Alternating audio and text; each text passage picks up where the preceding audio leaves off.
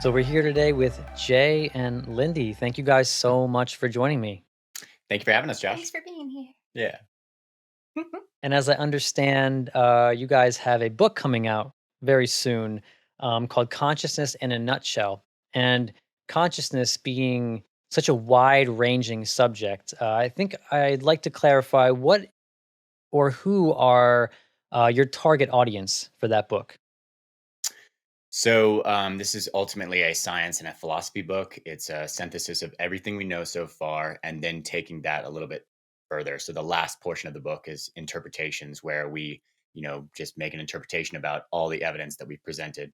And, consciousness is a mysterious subject, but there is something that can be said after we, prime the brain for what it is and what it isn't, and where it is and where it isn't, and what might that mean. So ultimately, we're looking to capture people that like science, like philosophy, David Eagleman, people who like Alan Watts, people who like Terrence McKenna, Joe Rogan experience subscribers, that sort of thing. Um, So it's more, I wouldn't say it's more tailored towards those who are already on the journey because the vehicle in which all this information is presented is a narrative. So it's a category called creative nonfiction, where we take all of these different concepts and theories and research throughout the millennia and put them in the vehicle of a narrator who is sort of telling his story and his experience, his personal experiences and his research experiences.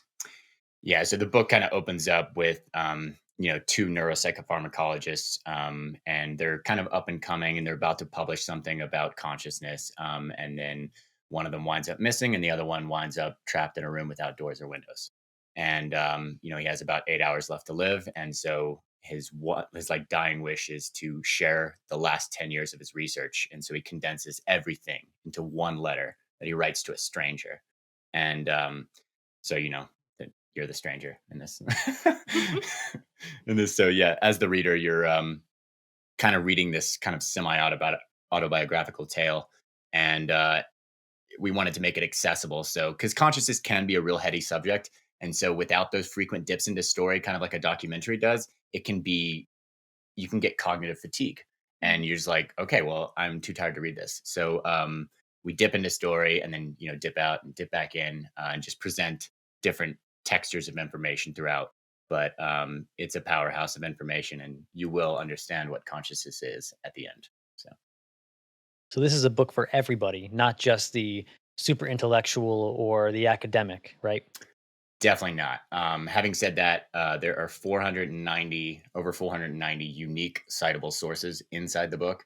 To synthesize all that inside of a 420-page book was took a while, but So it is not for any one particular demographic, but any one demographic would get something out of it. oh yeah, for sure. Because like the first half of the book is kind of teaching you how the brain is set up and how the structure of your brain gives rise, how your body organizes all your perceptions for you. And so once you lay that foundation, then we can talk about, what if consciousness doesn't exist in the brain? What if it isn't this emergent phenomenon? What would that mean?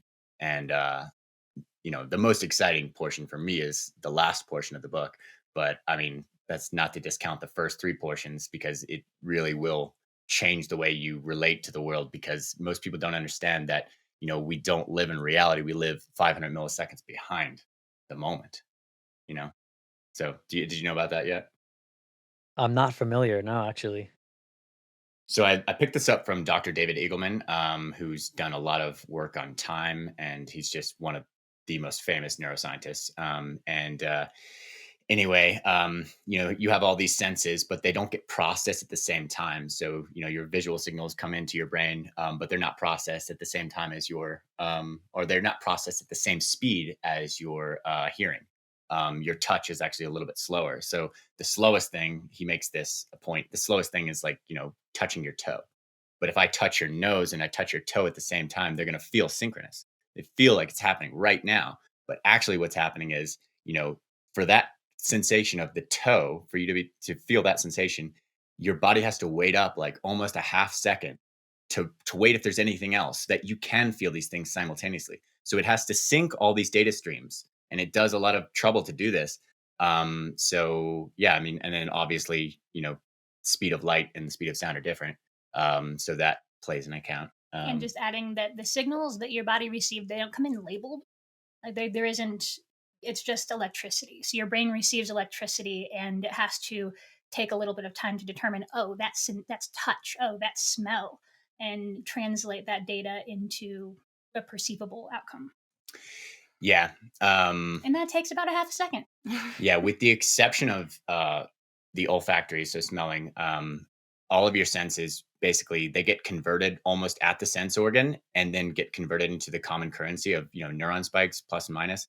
So so basically your eye, right? You're seeing something. So it converts the retinal images at the eye and then sends those, plus and minus back through the optic nerve, which goes into your brain and then goes through the thalamus. And that's where the brain's like, oh, this is vision, but yeah. So like your taste is converted at the tongue. So, David Eagleman makes this point. It's like your brain is trapped in darkness and silence. It's trying to understand what's out there, but it fundamentally never does. So you've never seen reality. You've only seen your brain's best guess or interpretation of what reality is. And that's why Eagleman is very well known for hijacking the senses in that way, because since all of that data just comes through in electrical signals, you can actually reprogram those signals to interpret the data differently. And that's one of the many ways you can bend consciousness. Yeah. Yeah, so I guess that would make sense because there's only so fast in which electrical signals can travel through the nervous system. Yes. And that brings us to what consciousness is, because a lot of us tend to define consciousness based off of our perceptions, our touch, our taste, our vision. And if it takes this much time for these signals to get to us, then what lies beneath it? That would mean that there's something extra, there's something below the surface that might be considered consciousness. Is that sort of in the right direction? Hmm. Something below the surface. Well, I mean, our experience of consciousness is a thing, but your subconscious is taking care of most of what you're doing, and like you're starting to react if a car crash is happening. Your foot is going to come to the brake before you might even realize that it's happening. So like you're reacting. You pull if you put your hand on a hot stove, your hand will retract before you don't have to think about it. It's an automatic thing. So is that what you're saying? Like there's like this there's consciousness which is happening a half second behind the moment, which is not trying to overwhelm the operator, but it's more about giving the operator the need to know information that they need to survive. So it isn't everything. It isn't every sensation that you're having. It's just, a small, tiny story about what just happened a half second ago. And does this conscious agent that can adjudicate between conflicting instincts get involved and get you out of this jam? So that's the way I kind of view it. Did that kind of answer your question, or was I off? No, yeah, yeah, it definitely answered my question. Because the way I see consciousness, it's more of like a fundamental property of the universe as opposed to space-time being fundamental. Dr. Donald Hoffman goes into this in great detail, and it's super interesting to think about because, again, most of us we consider consciousness to be located within our heads, and we consider it to be our sense perceptions. Yes. So, to you, how fundamental and how broad is consciousness?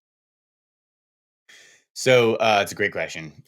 Consciousness is fundamental. There's only two claims you could ever make about consciousness: A, it's fundamental, or B, it's emergent. Now, the standard model of science is basically to say that it's emergent, that the universe is made up of blind, unintelligible force.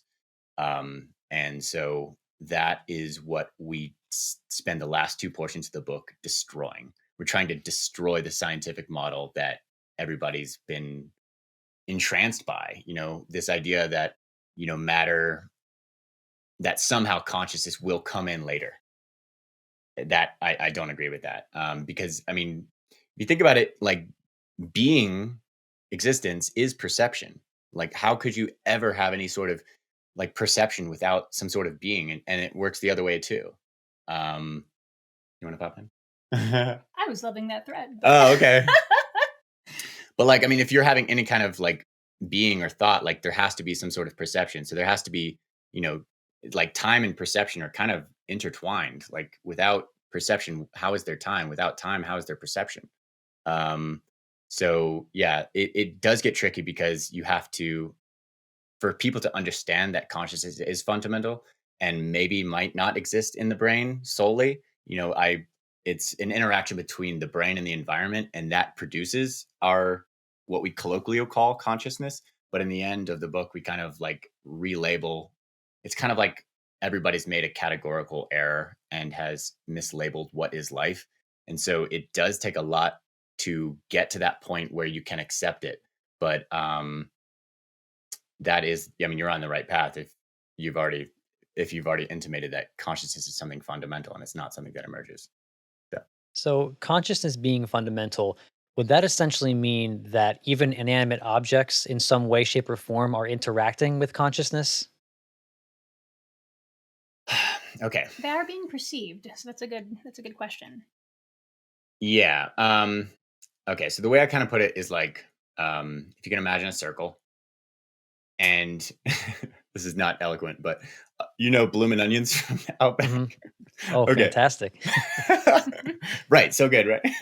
So anyway, they have that bloomin' onion maker that takes the onion that's kind of circular and then or kind of spherical and then, turns it into that. So if you can imagine every point of that onion was conscious, that's the kind of idea we're trying to get you to. So if you collapse it all, then it's this entire circle is consciousness. But the way that we're experiencing life, like you seem to have a consciousness out there, and I have a plant in my room, and it has some semblance of awareness over there. It's not able to have a generative model in its head about the environment like we do because it doesn't have brains. But 80% of the Earth's biomass doesn't have brains, so that's not even needed. It's just It still levels. responds to its environment. It still responds to stimulus, Yeah, light, so it's water levels of deprivation. awareness is what it all comes down to. And so humans, we believe we have the highest levels of awareness, and maybe we do. Um, but we definitely seem to have the most self-reflexive consciousness out there. And so thinking about thinking and all that jazz that comes along with that. Yeah, I think you brought up a very good point there. Because even without a brain, or without any brains at all, consciousness would still be here and it would still be fundamental because you can't escape that. It's like the analogy where they say it's like a fish doesn't know it's like swimming in water. We are in consciousness. And if you try to define consciousness from the perspective of something that is swimming in it, it makes it difficult, especially when you try to break it down into language, because language being something that is static, it's like we're taking a fluid energy signal and we're trying to describe it by making it static. So it seems to me that language and any human perspective that tries to touch consciousness is very difficult to accurately describe it. It's more or less like pointing to it. Yeah. No, I really liked what you said in that email because, yeah, and also, so we're all of the belief that consciousness is fundamental, right? Hmm. So, but it is fundamental to anyone, no matter you believe if it arose or whatever. Like my point being, like you only have your own consciousness to you've only ever seen your own consciousness. So there is no such thing as like a consciousness A and a consciousness B that you can compare it to. You only have your own. So it is fundamental to your experience. And so, the reason we chose to make the subtitle a psychonautical odyssey is because psychonautical explorations are the way to understand consciousness. Mhm. As like first off, life is oscillation. Like you don't exist in one steady state of being called awake. You waver between levels of awareness all throughout the day. You're probably peak awake right now, but in a couple hours you might be tired, and so you start to slip into an altered state of consciousness we call sleeping. And so there's all these transformations in consciousness. And so the book is laid out to take people through many different common transformations in consciousness or non-ordinary states of consciousness and compare them against one another. And as you do that, you start to understand what baseline means. And then when we circle back towards the end about revisiting, well, where is consciousness? Then it starts to become more appetizing that, okay, well, it can't solely exist in the brain, and we haven't found it solely existing in the brain. So what about this thing we call the environment? And what about this, nature nurture argument that people are still doing? And then it kind of ends up with, well, this is what it is. And yeah, And I love that you said psychonautical adventures. Kind Odyssey. of, Yeah. yeah, they kind of give you a doorway into understanding consciousness. And Yes. if it wasn't for psychonautic adventures, for me, I don't think I would ever come close to understanding consciousness in the way that I currently do. So, for you guys, were psychedelic experiences essential for your understanding of consciousness? I have to say, yeah. I would say that for so we've had different experiences with this. Was very lucky that my first foray into psychedelics and every foray since has been with this fellow who has had quite a bit more, let's say, experience in that regard.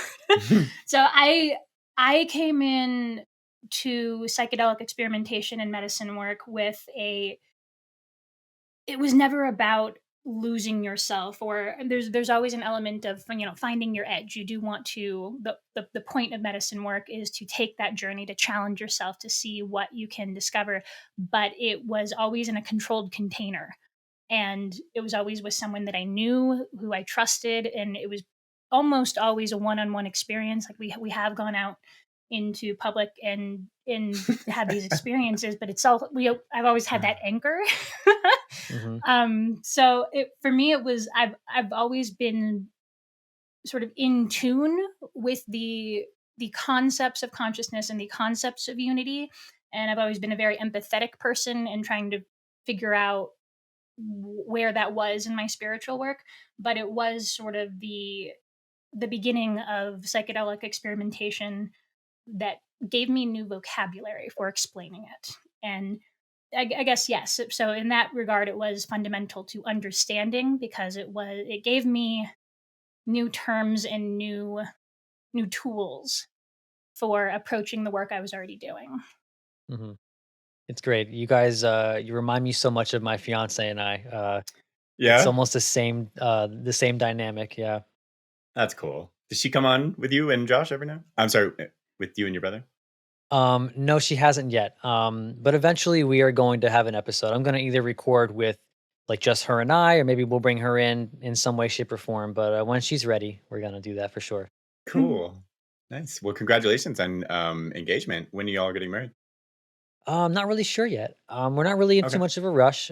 We've been together since we were like I'm 33 now, and we met when I was 17. So Wow. we don't take anything like we don't rush anything. We take our Yeah. time. It's been like the common theme of our relationship. So, and yeah, psychedelics, they actually quote unquote saved our relationship. We were going through some tough times at one point, but yeah, the experiences that we've had with psychedelics have changed everything for us. And I can see I can see it in your eyes too, in both of your eyes that like you guys have connected on like a whole different level as a result of these substances. We have. I was actually going to ask you, have you ever done this with your fiance where, you'll maybe take a substance or just take a puff of cannabis or something and then do eye gazing where you stare at her directly in the eyes and she stares at you directly in the eyes for like 5 or 10 minutes? We've done this on mushrooms. Yes. Yeah. What happened Yeah. for you? Oh my God. It felt like we merged or something. Like it was Yes. amazing. And then as this was happening, we put our heads against each other's head, and I mean that it made us merge even more. It felt like it was Third such a eye to third strange eye. Yeah. experience. Exactly. Yes. Yes. And it's What? like our brains like intertwined with one another and weaved some like new joint consciousness with one another. It was beautiful. Dude. So that experience alone would probably, make you guys way more in sync. Get you Yes. on the same page. You're like, okay, well, at one point we were one person last night. How the hell did that happen? And now you're over there and I'm over here. So Exactly. then it's like, Yeah. yeah. But Yeah. these It's things, I beautiful. mean, they are. I have a tiny piece. We have an experience that we love to do that exercise, eye gazing or whatever, and it basically produced that exact same experience that you're talking about. And I wrote a tiny little something that I could share, and she could set up the story. It with was what JT. happened. Yeah, because I mean, this Okay. is one of those experiences that really gave me more confidence about how to write this thing. And that, when this experience happens, if it happens once, it's like, okay, well, maybe that was just a weird trip. But if it happens multiple times, like every time you do it, like then, okay, well, maybe there's something true here. And if you keep pulling that thread, then eventually you'll probably write a book like we did. And yeah, I mean, because you'll have no other choice. That's what happened for me. So. It's Yeah, yeah, definitely a story please, about that. please share if you don't mind. Okay, cool. Joshua Tree. Joshua Tree. Should I set up Joshua Tree? Set it So, up. when we were living in California, obviously the best way to kind of get out of the city is you go to Joshua Tree. It's about 2.5 hours out of the city. It's this beautiful natural boulder park with forest and so there, a whole bunch of different terrains you can walk over and explore. And especially when you're altered, for us it's like when you're climbing up a boulder, it feels like you're climbing up your own face, so we love it. So on this particular night, well, I'll also add the caveat that we were not a couple at this point. We actually didn't start dating until the night he proposed, which is a whole other story. We were we were just sort of best friends. Well, not sort of. We were best friends and soulmates and just hadn't had that moment of mutual recognition yet. But there was But extreme mental connection always, right from the and beginning. love. Just it wasn't, you know, it was platonic, I guess. Yeah. So Mhm. And like I said, a lot of all of my experiences really have been with him. So it was this one-on-one experience. We were just camping. We were best friends. It was L, yes. that night we actually started with San Pedro, I know we had so Pedro at some mescaline, point. Mhm. and Mhm. which is also the active ingredient peyote for those who don't know. So we started with that, and these things can vary in potency from each cutting to cutting, and so we ended up layering with about 100 to 150 micrograms of LSD on top of that, and that's when things got to get really interesting. Yes, Beautiful. because the mescaline is very grounding. It it's a beautiful substance for nature work because you feel kind of like the pulse of everything. So we're already very grounded, but we it was one of those times where we're like, okay, the container is controlled. We have each other. Let's test it this time. Let's take a little booster and see what we can find. And then I don't know which part you're going to read off at, but uh, basically at the this point we get to a point where we're tossing glow sticks and there's bats flying overhead, and we're starting to feel the moment of unity, and nature is responding. Yeah. So if you remember, like Batman Begins, like he stands up when he's in the Bat Cave, and there's like all these bats swirling around him. That's Mhm. how it was. We were You standing could out. feel them The bats were just swooping like, past your just head. like, yeah, making their little high pitched sounds all around us. So that's the trippiest thing. And then we got in the back seat of my car, and then we locked eyes, and then this happened. Okay. So we're sitting in the back seat of my car, Lindy with her back against the middle console, me in the rear passenger seat, and we catch each other's glance. Our eyes lock onto one another, and so begins the game, the challenge, the look that means a download is imminent. Normally, when we stare at each other in the eyes long enough, a kind of telepathy ensues, but this time we transcended even telepathy. Lindy transcended even genders. Staring at her, I'm almost always aware that we're in the back of my car, but not too long after the download starts, this thing starts to get heavy and deep. The fractal that we are starts unfolding itself, unpacking its complexity, only in reverse, like it's becoming more simple. Two humans start to become one, and concepts of unity, love, and all events being one event start to become more familiar. I remember her face starting to morph and change as she started to look like my old college roommate, Mike. The deeper we went, the closer to the mental singularity, the scarier it got. Descending from all things normal, Lindy's face started to become more mannish, somehow less familiar and at the same time too familiar. I remember getting really scared. Staring at the singularity for too long can't be good for anybody. And here I was looking at quote unquote Super J. So this is the hybridized face. Somehow we merged, and I'm looking at myself, a face that is half female and half male. And it's just all too familiar. Although it never quite happened just like this before, I feel as if I'm back here again somehow. And because it's so far from whatever version of Jay that's speaking to you now, all I want to do is go back where time feels normal and where there's some kind of separation between what I call myself and what I call other. But Lindy, all she wants to do is see more, to reset, to find our edge.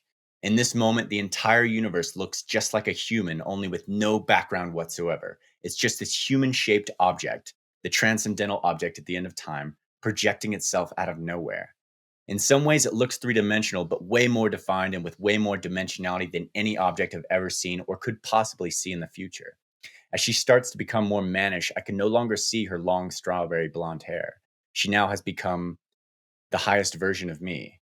This guy that created himself, exists alone, and plays games with his lower self to help pass an eternity. I tried to break free, to go back, but Lindy insisted we keep going. Next thing I know, looking at Lindy was like looking at a four-dimensional human extending out of nowhere.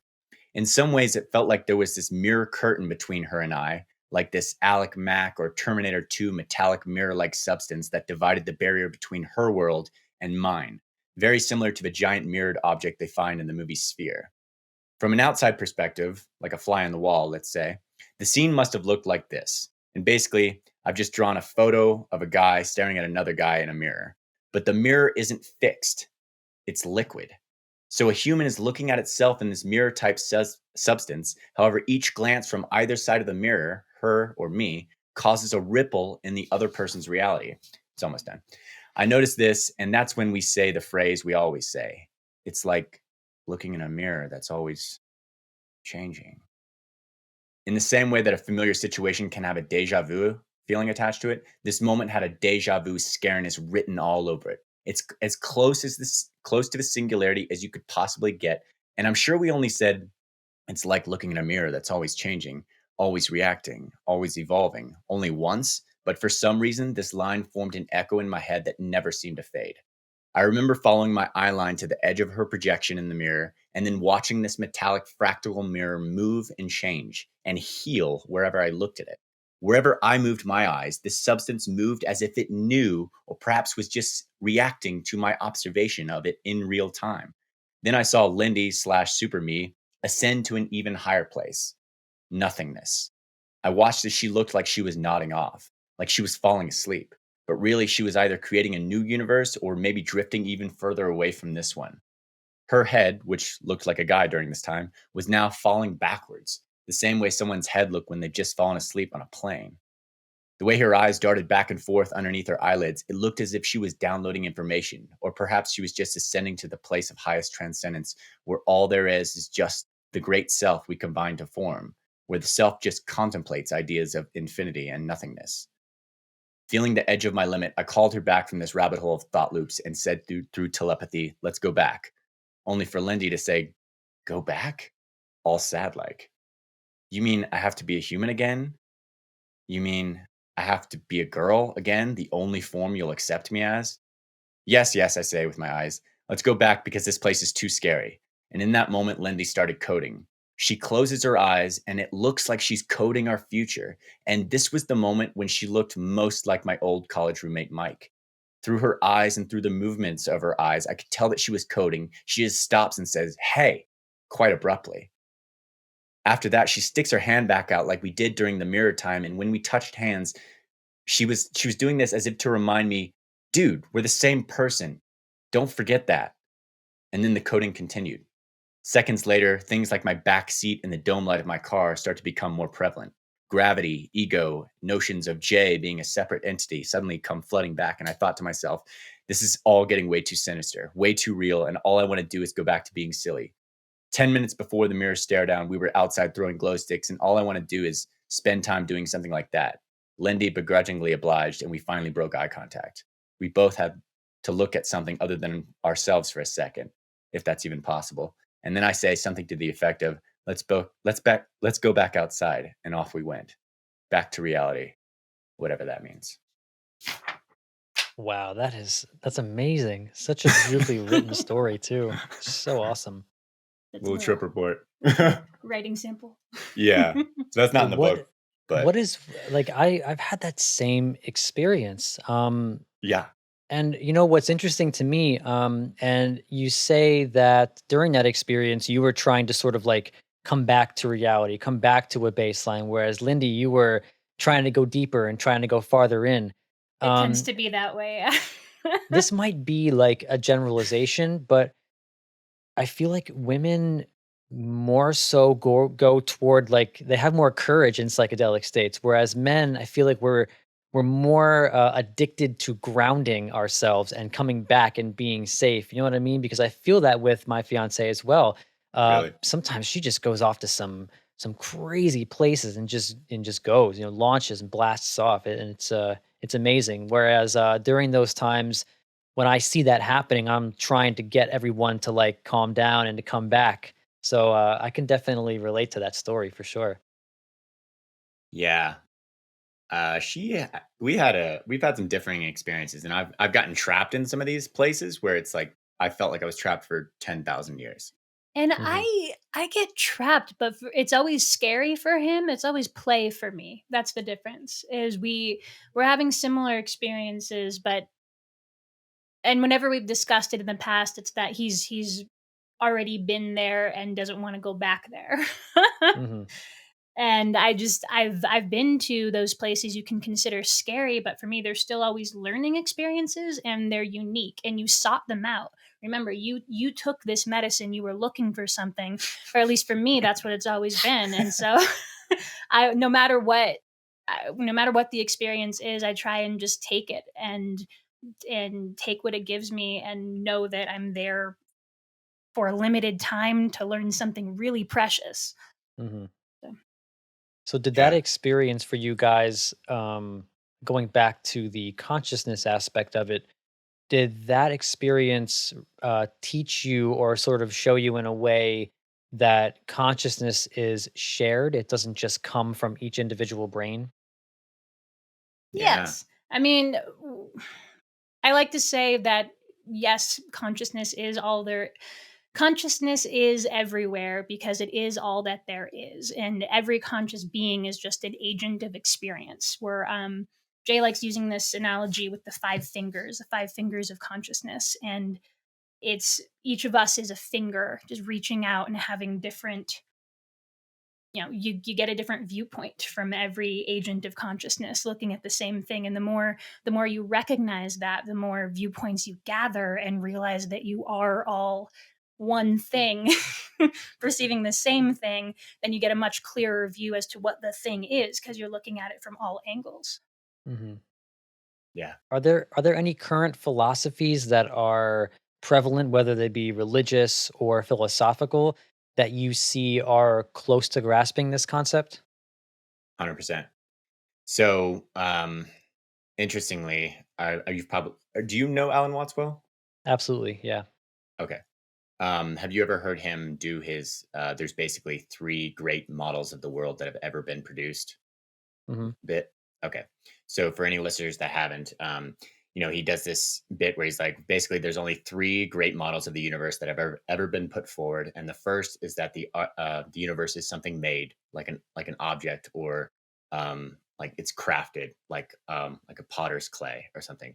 So so what goes along with this first view is that there are conscious entities that are in this world, but the world itself is blind, unintelligible force. So God or whatever, or some kind of, or maybe it's just the conditions of the universe, like the physics, created a universe. And the important point is, this table is not alive, is completely stupid, has no awareness, is not part of consciousness, but this thing is, and it isolates us as the conscious entities, and it doesn't even, anyway. So that's the first model. The second model is kind of like a Eastern or Chinese model, and looks at the universe as if it were an organism, so something that grew. And the third model comes from Hindu mythology, which looks at the universe as something that plays, that the universe is fundamentally a drama. And so, this great self, they call it, there is only one thing, and that thing is the self, gets lost in games and likes to play hide and seek, basically. And so, when you combine the last two models, So the Chinese model and the Hindu model, you approach something that is telling you what consciousness is. Because the first model sounds very scientific. It's like, yeah, there were initial conditions, and later consciousness emerges. But it's basically the first model shoots itself in the foot because it's positing that we know what life is and we know what life isn't when we don't. We we don't have a good definition for what life is. And so if you think that the universe is blind, unintelligible force, you've made an assumption, a fundamental assumption about the nature of reality that has no scientific basis. It simplifies it to animated matter. So I think the most satisfying one is the Hindu mythology myth. So that there is this thing, there is only one thing, and they call it the self or the great self. And this self likes to get lost in these certain games, and the game is consciousness. And the game of consciousness works like this. You know, the so all right, this will bring it back to us. So the reason why I get scared and want to come back is because I've gotten trapped in a place that is called limbo, or I would call it limbo. It would be described as limbo. It felt like a time dilated thought loop, and I felt like I was there for 10,000 years. And I don't say that lightly. Um, Now I hesitate going back there again because when you enter into this timeless dimension, and many people describe it as eternal or infinite or timeless, time doesn't make sense. So when you're there forever. And when you decide to come back, it's you always decide to come back. So the state of nirvana is something that is not separate from here and now. Like this is nirvana if you have the right perspective. But when you take a psychedelic or something like that, and it, blows out your default mode network, and your sense of self completely goes away, and your ability to process and analyze time and extract yourself from the present moment and think about anything other than this moment right here, that all melts away, and you're sunk in this moment that is the eternal now. So I always choose to come back to here, to this moment, because there's something my soul wants to do. It wants to do something in the place called nirvana. That's ultimate stillness, ultimate centeredness. It's a state of non-choosing. You're not choosing anything, and you're not wanting anything. You're untouched by fear and desire. But when you choose to do something, you come back into this moment, which is the field of time that we're interacting and playing with. And I always choose to come back because what else are you going to do? If you can stay in nirvana forever and ever and ever, and I have, like, I've been there, but I come back because I want to share it with other people. I want to take this knowledge and then somehow repackage it in a way that other people can understand that our narratives are what locks us out of infinity. We we don't want to be there. You actually like problems. I'll tell Does you, that you does that are trick with you? Okay. you're speaking my language. Really? I've had experiences very similar where it is, and you're in that timeless realm, that timeless dimension, and the desire, at least for me, the desire to come back to this realm and to ground myself again usually puts me into a loop of insanity. And if you have ever Mm. been insane for 10,000 years, it's a rough experience, and it will You have? definitely. Oh yes, it felt as if I've had experiences where it asked me, like, telepathically, if I want to understand what schizophrenia is. And then it just like dipped my face into schizophrenia for what felt like forever. And man, those experiences, like you said, can be so scary. But I find that I've learned quite a bit from those experiences, and they've solidified my respect for these substances. Um, Right. but I want to touch on, you mentioned the default mode network. And as I understand, that is one of the essential functions of psychedelics is they sort of switch that network off according to popular science. So can you talk a little bit about the effects that that has on a human's consciousness? Sure. So just to prime the audience with what the default mode network is, when it was first discovered in, I think, 2001 by Dr. Marcus Rakel, he had people in an fMRI machine and was just having them look at certain things, like look at these crosshairs, look at this, focus on this ball. And he noticed that whenever he didn't give people a task to do, that this network in the brain started lighting up. And so, because this is what the brain was seemingly defaulting to whenever it wasn't engaged in some sort of goal oriented task, he called it the default mode network. Now, it's kind of a misnomer, I think, because, you know, our brains aren't supposed to default to thinking about themselves. That is, I believe, a condition of our upbringing. Um, if you meditate, meditation is something that dampens and turns off the default mode network. So the default mode network is something that turns on and gets more blood flow. It's this network in your brain that gets more blood flow whenever you're thinking about the past or thinking about the future. So mental time travel, extracting yourself in the present moment and, thinking about next week's meeting or, last week's horrible fight you had or whatever it happens to be. And so people that are depressed tend to have hyperactive default mode networks because and so they get trapped in what is called repetitive ruminative thinking. So repetitious thoughts about themselves, they're ruminating about something that happened in the past. And so anxiety is basically the same thing as depression, but it's in reverse. So instead of worrying about the past, people are focused on the future and they're worried about what's going to happen. And so, either way, anxiety or depression, you're disengaging with the present and you're activating your default mode network and it's hyperactive. So you'll find anxiety and depression both underpinned by a hyperactive default mode network. And so there are practices like flows or dropping into flow states will turn off or subdue the default mode network, and meditation will turn off or subdue the default mode network, and also psychedelics will do that for you. But the way they do it is chemically induced and it literally disintegrates. It's like this hurricane that comes in and disintegrates, this network, all these nodes in your brain from connecting and forming. And when that happens, it's like you get this, well, without the proper functioning, the default mode network, you're not able to regulate sensory information in the way that normally is. So you've lost inhibition. You've lost control of how, like the dials of hearing or the dials of sound or the dials of touch. Like, have you ever had chaotic experiences where, it's like, you know, hmm, this is hard to explain. Have you ever had chaotic experiences where like your senses are super chaotic, completely different than how it is right now? Yeah, sort of like a synesthesia experience. Yes, Yeah. exactly. So, yeah. So when that default mode network comes out, or sorry, it is disintegrated, synesthetic experiences will definitely happen, and I've had plenty of those. Mm. Um, because you and only have so much brain power to take in all of the different sensory data. So, we like to use the 200 bits of information. yeah, So imagine you have 200 bits of information and every you have second. every second that you can process, but you're taking in like tens of thousands of bits of information. 11. We'll get this clean. So 11. So the estimate is about 11 million bits of information are streaming in through your all your sense organs every single second. But your conscious self is only capable of handling about 200 bits at every single second. So divide that up by your five senses. And then you have a dial for each of those senses that you can, if someone says your name, you go from 200 or 20 bits to 80 bits for auditory.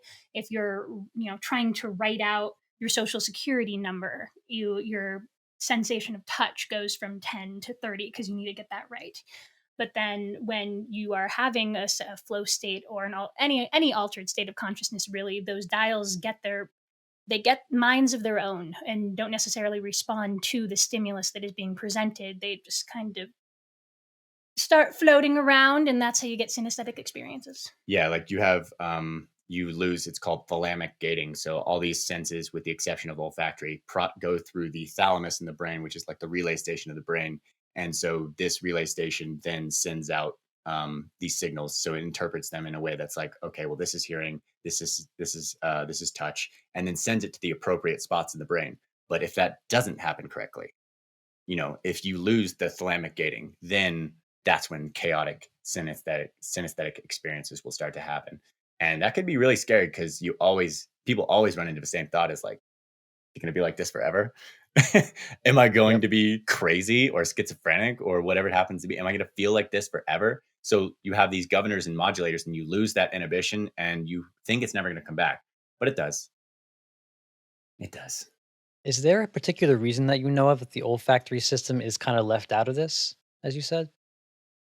Um, I think it's because it's one of the oldest senses. I wouldn't want to quote myself on that, but I do know that is the exception that doesn't pass through the thalamus. It goes straight to the brain. Um, yeah, so Interesting. it's one of the reasons why it's one of the strongest senses of smell. And there was a movie made with Jim Carrey where it was like Eternal Sunshine of the Spotless Mind, Yeah. right? Wait, wasn't it they wanted to remove their sense of smell? Well, you I'm In not Eternal sure. Sunshine? I'm not sure about Eternal It Sunshine is of a that great one. movie. I love that movie, but I don't remember that particular part. Okay. Well, they wanted to like stamp out the memory of the old person, but I think maybe I'm confusing it with someone else, like that wanted to like remove their sense of smell, but you just don't understand how these senses are all intertwined. Like, you think taste is for those who There he can't see, there is. is a cat walking in front of Josh. Hey, buddy, what you doing? I love He it. wants to be part of it. Let's move him out of the way real quick. I'm so sorry. No, you're No. fine. See, the thing about we love animals is because they are sunk in the present moment, right? They're completely sense present. Contrast that to us, which can extract ourselves from this moment right here and think about other things. We Yeah, have a he's a good bunny boy. rabbit who comes in and hops around our ankles. Yeah, So Nice, nice. Yeah, they are wise beyond what we can say, I think. yeah, Yeah, I definitely consider my animals like a guru to me almost. They teach me a lot about life. I agree. yeah. How to just be, man. Yeah. But we make it so hard being humans. No, Warren has definitely taught me that I am a bunny. I am a bunny through and through. He just wants to play and be comfy, and just he's always in the moment. He during our setup this morning, he chewed on one of our cables, and Ugh. but it's just what bunnies do. He's just in the moment. He's just do something shiny was dangling in front of his face. Yeah. And it's interesting about animals too is like I feel like all animals feel like they are human because human is just a description. It's not a biological description. It's a self description, you know? It's like I am me, my species is central and then everything else sort of lies outside of that. And to me that's a very interesting part of consciousness is animal consciousness. Mhm. So, do you think that animal consciousness relates in some way to human consciousness? Like, are we sharing that with just our species, or do we share consciousness with all animals? I think all animals. Yeah, there have seems that way, been right? there have been way too many moments where, and it's kind of always I've always had many different pets in my life as I grew up, but especially since being out on my own and having my own companion animals, it's a whole other level. Like he the bunny is definitely my emotional support animal. He's in tune with me all the time. I'm in tune with him, and there's more than just a a lump of fur that's eating something right there. It's he knows more than I do about some stuff. Agreed. Yeah, it's crazy that some people don't think that animals are conscious. I just but then that's probably because they don't want to. Maybe it has something to do with the way that they treat their animals or something like that. I mean, I don't know. I'm just speculating, but um, like, how do you not see like this animal, like our bunny rabbit, will come over from the other side of the room, bump me on my leg because he wants to be pet. That's foresight. Like he wanted that. It's not just random.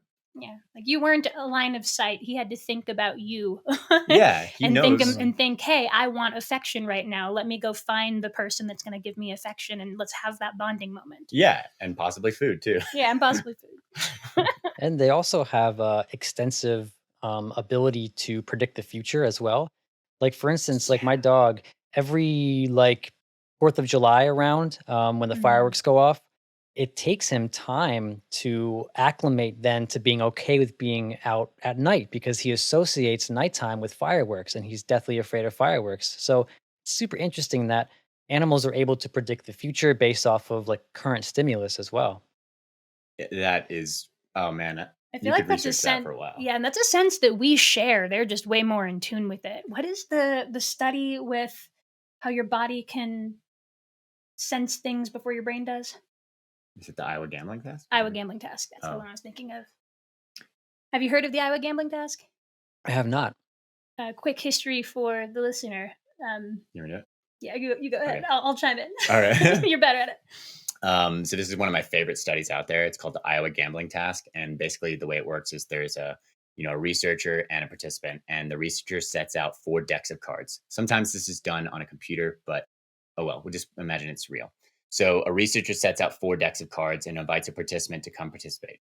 So the participant just starts drawing from the decks, and they're told they need to win as much money as possible. They don't know anything about the decks. They just know, okay, I pull this ace and I get money, take it away. All right, great. I pull this two and I get money. Okay. I pull this, and each one of the decks, the participant, what they don't know is that the decks aren't random, they're rigged. And so the idea is to figure out, like what kind of game is being played.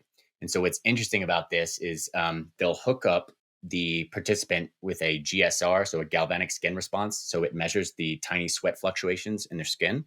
So it's kind of like a lie detector test. And so um, what they notice is that people will start drawing from the decks, and at about 20 or 30 cards, they consciously work out, okay, deck A is the best deck. It Or takes about 20 or subconsciously. 30 cards for them to consciously work it out. But the kicker is after only 10 cards, the body starts sweating. So you start to see the researchers start to see a spike in the galvanic skin response, indicating that the unconscious mind, the body has already figured out and worked out which decks are the most profitable decks. And so it's sending you a message saying, don't pick from this deck. Don't pick from this deck. You're sweating as you pick from deck B. You're sweating as you pick from deck C. And then 10 or 20 cards later, the conscious self works out, oh, it's deck That's the A. bad deck. Yeah. Deck A is the good deck. These are the bad decks. So we Now, think, oh, say, go on. Yeah. now is that like a similar thing to when you touch, like you were saying earlier, when you touch the stove, your conscious body will like take your hand away Yeah. before your Yeah. mind thinks of it? Right. So yeah, you're it's an unconscious reaction, a bodily reaction. And so it's kind of like an instinctual thing, just pull it away. And so I would say that they're in the same family, but the beauty of the Iowa gambling test for me is that what it tells us is that, even when we think this simple game is all top-down logic, you're actually playing with, your physiology is giving you hints. It's actually driving your ability to understand which decks are bad and which decks are good. So even when you think it's all top down logic, your physiology is playing a part in your decision making. Wow, very interesting. Yeah. And that's not So something that you're taught in school. It's not something that like a type of like frame of reference point that you would normally think of. That's super interesting. yeah, So I would say a sense like that is something that, for example, animals are just more in tune with. They don't right. they don't have they don't have as much ego driven into their prefrontal cortex and clouding their judgment and coloring their world, so they can respond more immediately to bodily sense. Yeah, I mean they literally do not have the self-reflexive consciousness that we do. So they can't think about thinking. They don't have that default mode network. That's not even something that children are born with. It's something that unpacks and develops over our lifetime. So, right as you're kind of getting into puberty, that's when the default mode network really starts to solidify. And your brain isn't even done completely growing until you're 25 years old. And that's when the prefrontal cortex really comes online and you're able to think about what you do before you do it. But when you're 16, 15, you're way more impulsive because you're kind of more animalistic. And that's pretty much technically true. You're operating more out of your amygdala and less out of your prefrontal cortex. So would you say that it's safe to say that the default mode network is sort of the home of the ego? Yes, it is the most likely candidate for the ego we've ever seen. It is posited as the neural substrates of the ego because if this is hyperactive, then you get disorders of consciousness and dysfunction. You get OCD, depression, anxiety. These sorts of things would be indicative of a hyperactive default mode network. And when it is, suppressed, that's when you get bliss from a flow state or something like that. Did we talk about flow states yet? I don't think so. But you're aware of them. I am, yes. In what way, or can you share experience of a flow state that you've had? Well, I mean, for instance, right now I consider myself in a flow state. Whenever I have conversations on this podcast, I go into sort of a flow. I went to school for graphic design, and Okay. whenever I'm doing a project, whether it be for the podcast, which I produce the art for, or anything other than that, even I find myself in a flow state. It's a state almost where time doesn't exist in like the same linear way in which we describe it, and I think it simulates a psychedelic experience, or it's similar in the way that I think it lowers the function of the default mode network in a way where you're sort of in an egoless state. Exactly. Did you hit the nail on the head, man? That's perfect. Um, yeah. So the only thing I'll attack on is that flow states can happen in almost any profession or thing that you're doing. Figure skating, dancing, writing, poetry. You said graphic design, coding. Like I get them in writing or snowboarding. But yeah, so when they happen, the technical term is transient hypofrontality by this neuroscientist Arnie Dietrich, and I love his term. He calls it a mental singularity. Basically, that's what happens. So transient meaning temporary, hypo meaning slow, and then frontality being your prefrontal cortex. So your prefrontal cortex starts to wink out of existence during these flow state moments. And I would say that flow states are just a miniature transcendent experience or psychedelic experience. They're just tastes of what it's like. And so, but people report being most happy when they're in these states. And what do these states? What defines these states? Loss of ego. So loss of that inner critic and that narrator that's telling you, oh, you shouldn't have done this, or what are you like, that's always like judging you and stuff. The ego is always the judge. So you lose that. You lose your sense of time. And then you have access to more information and you're actually performing at your peak. Flow states are behind every, this would be Stephen Kotler that has said this. That you'll find a flow state behind every Olympic medal, almost every Olympic medal. And I would agree with that. Mhm. It's when you've maxed yourself out with challenges, but your skills are also there. So it's like a 60-40 ratio. So challenge that if it's too much challenge, you're not going to be in a flow state. You're going to give up and have anxiety. But if it's just the right 60-40, then narration and time disappears. That's the transient hyperfrontality. And then you're just sunk doing the pattern, the whatever it is, the coding or graphic design. And 20 minutes go by, or sorry, 2 hours go by and it felt like 20 minutes. Yeah, and it seems like those flow states happen more frequently after, say, you learn the skill, like say you're drawing or something like that.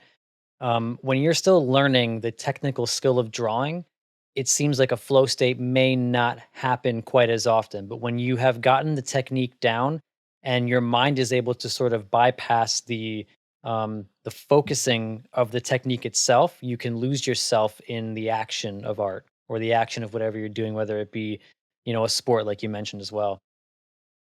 Yeah. I liken it to, in computer language, it's the difference between coding and hitting execute. Once you've learned the technique, you've done all of the coding, and then it's just all right. I have the procedure written out. Now it's just hitting execute, and if I coded everything correctly, if I learned it all correctly, it should flow smoothly. Hmm. Hmm. Yeah. If I didn't, then we will find out soon where those bugs are. Oh my God. I was going down the mountain on my birthday this last year and I got injured that day because I'm going down. I'm dropped in a flow state. I'm listening to a music mix that I made. I'm going fast. It is one of the faster times I've ever been. And I'm like, oh my God, I'm in a flow state. I look at my shadow that's on the ground and I think, how cool am I? And then bam, head over head. Like I wipe out worse than I have in 3 years Was that and hurt my snowboarding, shoulder. skiing? What were you Snowboarding. doing? He's like snowboarding. Okay, okay. Yeah. It was, but I mean, just goes to show you, like, I was perfectly fine until my conscious self got involved and was like, "Oh, look how cool I am." It was like, Yeah, "Oh it's so yeah, easy. well, Easy to cut that off, right? To cut off the flow state with the conscious mind. yeah." But it's interesting that people report like that's where they, the lead researcher on this, Mihai Csikszentmihalyi, he has a TED talk about happiness. And it's interesting because he did this research for like 20 or 30 years. And people report being most happy when they're in flow. So when their ego isn't there. Interesting. And I So, think that also happens after, right, the experience as well, like the fulfillment that comes from completing a task. Does that have something to do with the flow state as well? yeah, I mean, so the flow states. they're underpinned by about six neurotransmitters that get released in the brain. So there's help me on this one. Okay. So there's dopamine, serotonin, anandamide, endorphins, noradrenaline, and sometimes Sometimes. oxytocin. So it's a very rewarding state to be in. The technical term is autotelic because researchers don't like to say addictive, but it is kind of an addictive state. But you do it for the reason that it's a peak performance, and so people find out how amazing their attention is and how scattered it is outside of a flow state. So I think the benefits of flow states, one of them is like, okay, I just went down that mountain faster than I ever have and did more tricks than I ever have. So like, if that's what's possible, like what's possible next time? And so you're kind of wanting to get back there and push yourself to that next level. And then before you know it, you do this enough times and then you are an Olympian or you're a top performer in whatever field. So, Yeah. but here's a question for you. Mhm. What's the opposite of a flow state? That is a good question. I'm not sure I've ever thought about that. Hmm. Probably some sort of hubris or ego state, I would think, where you're thinking too much about the future, thinking too much about the past, and probably however you can find yourself outside the here and now, I would think would be the opposite. Yeah. Can I label that for you? Absolutely, please. Depression, anxiety. Hyperactive default mode network is depression and anxiety. Hypoactive default mode network, or just completely gone, that's flow states. Which side of that spectrum do you want to be on more often? The Where you're flow. feeling, yeah, where you're Yeah. feeling aligned, supremely Mhm. aligned, never felt more aligned in your life, or where you're like, nothing feels good. I hate life. I don't want to be here. Man, so that basically trashes the idea of a chemical imbalance causing depression. Yes, the chemical imbalance theory is wrong. I released a video about this. I want to help popularize that. We're responsible for our own brains, and this isn't to say that you know. First off, let me just say there is no test that you could get that's like, oh, I have low amounts of serotonin in my brain. We can't test for that. So it's someone's self-diagnosis that's saying I have a bad brain. That's literally what I've heard people say before. Or I just have low amounts of serotonin. How do you know that? Did you just take MDMA? Maybe that's true. If you just took it last night, yeah, you've you've borrowed the happiness of Tomorrow. tomorrow and you've experienced it today. That's Mhm. MDMA for me. And you feel it for the next week or a month or however much you take. Like it costs you something. It costs you that happiness from the next week. Um, I don't know where I was going with that, but Chemical imbalances. oh, But chemical but imbalances. I Yeah, would say that, we were just discussing about how when you are in flow, it increases those six neurotransmitters. So there right. is something chemically happening, Yeah. but So, it's something you have more control over than maybe you think. oh yeah. Okay. So this will bookend it for us. So the idea that I try to lay out in this video I released called the universal reason why people get depressed is that so if you're in the right situation at the right time, performing in the right way, interacting with the field of time in a way that your body wants and your highest self wants, your body tells you. It rewards you. And it rewards you with these six neurotransmitters. And you can't always stay in flow. It's unsustainable. But we can drop into flow states and mini flow states, and they're on a spectrum. So, but the idea is to try to be more in line with what your entire psyche wants. But when you're out of alignment, your body tells you to. When you're not performing at your best, when you're betraying the wants and needs of what your bodily self needs. So part of your psyche wants and needs, if you're denying that and this happens to me, my depression comes from when I smoke too much weed, when I eat too much. So I'm like not treating my future self with the respect that it should.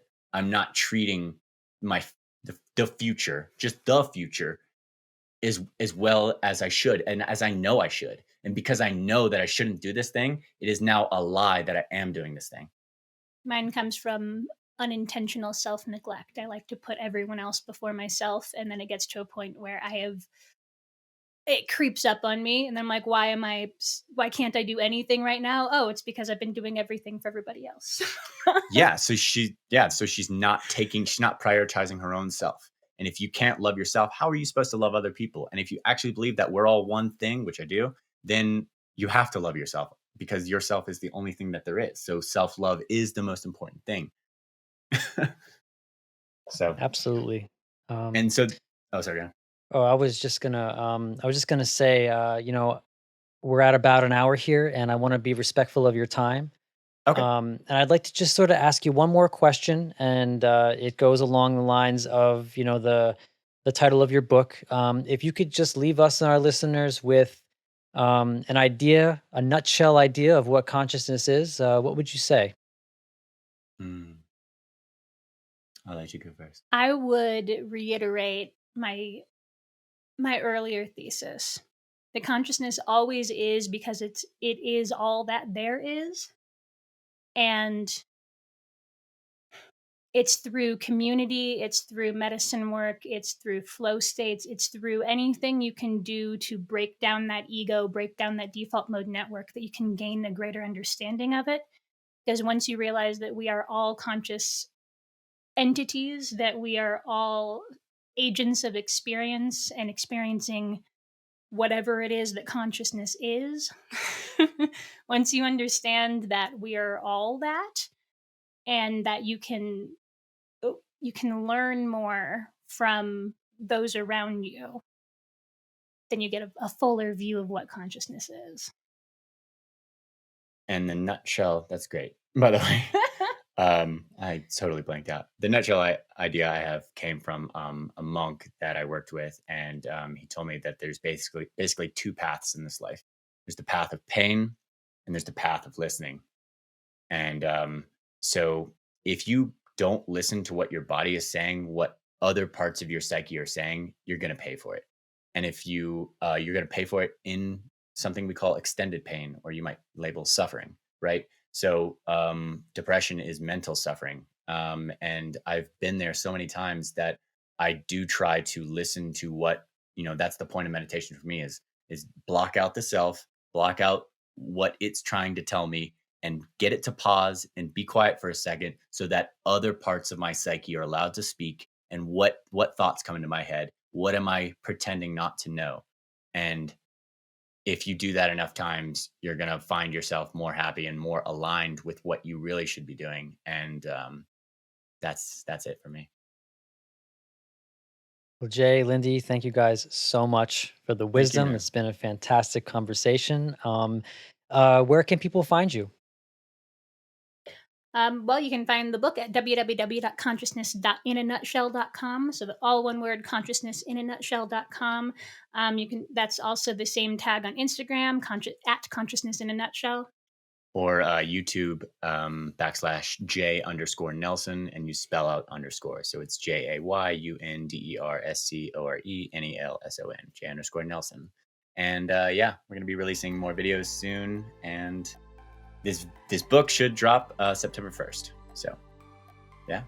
Again, it's been a real pleasure. Thank you guys so much for joining me today. Thank you so much, Josh. Been fun.